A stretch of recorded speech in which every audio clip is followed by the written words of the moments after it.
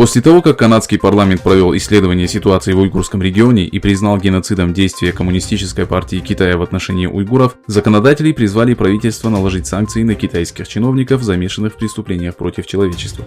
В четверг члены Международного комитета по правам человека при Палате общин провели пресс-конференцию, в ходе которой привлекли внимание к результатам своих исследований. Премьер-министр Канады Джастин Трюдо в очередной раз выразил недовольство принудительной дипломатией китайских властей.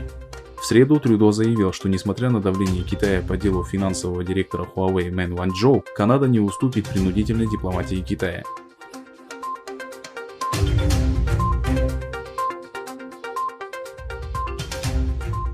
Всемирный уйгурский конгресс, Уйгурская академия Европы и Ассоциация уйгурское движение провели совместное мероприятие, посвященное 87-летию Исламской республики Восточный Туркестан, созданной 12 ноября 1933 года в Кашгаре, и 76-летия Республики Восточного Туркестана, объявленной 12 ноября 1944 года в Кульдже.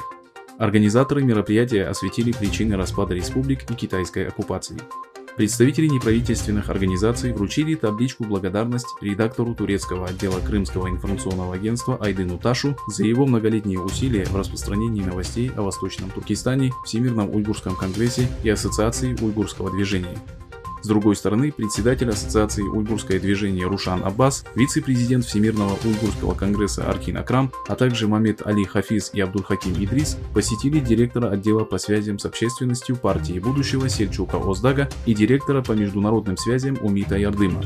Напомнив о нарушениях прав человека, совершаемых Китаем в Восточном Туркестане, они выразили надежду на то, что тюркский и исламский мир проявят такую же чувствительность к нарушениям прав человека, которая наблюдается со стороны еврейской общины Европы и христианско-католического мира.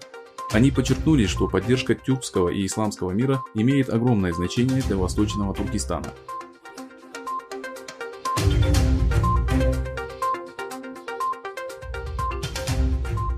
12 ноября в честь 87 и 76-летия двух республик перед зданием ООН в Женеве был поднят флаг Восточного Туркестана.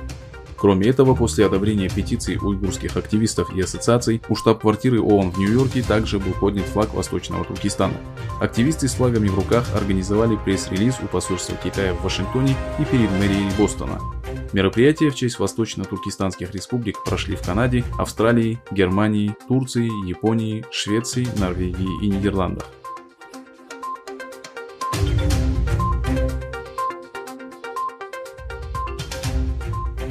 Все 15 депутатов от демократической оппозиции Законодательного совета Гонконга объявили о коллективной отставке, сообщили в среду местные СМИ. Таким образом, они протестуют против отзыва мандатов у 4 коллег, которых обвинили в непатриотизме. Патриотизм отныне закреплен в качестве обязательного юридического требования ко всем членам 70 местного парламента Гонконга. Мы отстаиваем права народа Гонконга. Мы боремся за демократию в долгосрочной перспективе, заявил У Чи Вай, председатель Демократической партии.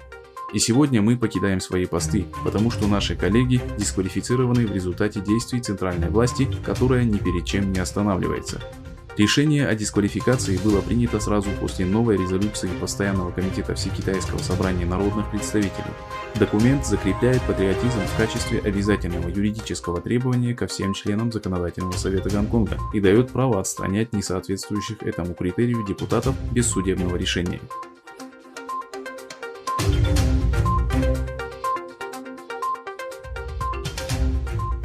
Демократ Джозеф Байден одержал на президентских выборах в США победу в колеблющемся штате Аризона. Согласно ее оценкам, по итогам обработки 99% бюллетеней, Байден набирает в этом штате 49,4% голосов избирателей, а республиканец Дональд Трамп 49,1% голосов. Разница между двумя кандидатами составляет свыше 11 тысяч голосов.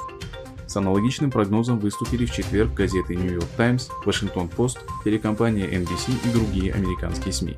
Непосредственно в ночь после выборов прогнозы, согласно которым Байден в Аризоне одержал победу над Трампом, представили агентство Associated Press и телеканал Fox News.